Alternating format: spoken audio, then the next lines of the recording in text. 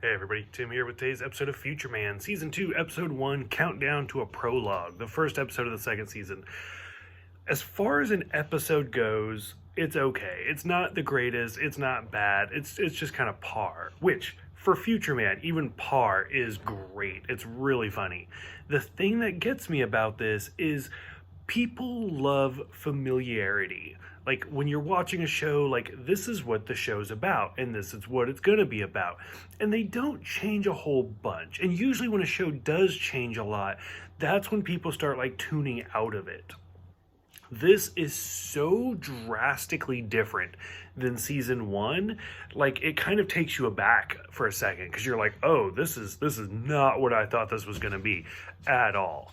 And it works though. Like it's really, really well done. And it just keeps getting better throughout the season. So we see Josh, the last time we saw him, he was in prison and then there was the lightning and you're like, is he going to escape? What's going on?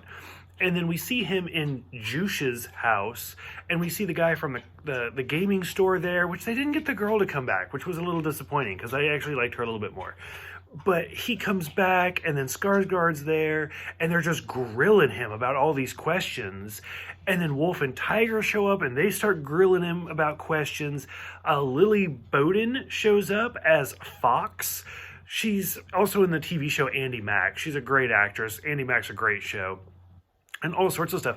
Finally, Josh actually wakes up, and it's basically just almost like the Matrix. We've been kind of wasting the first half of this episode because it's people just questioning him while he's asleep and under. And they try to make it seem like, oh, he's the savior. He ends up pissing his clothes. He goes by the code name Jesus, and then he ends up getting a robe and escaping. It turns out, through all of this, Josh is actually in the year 2162. So now Josh is finally in the future rather than the past or his own time.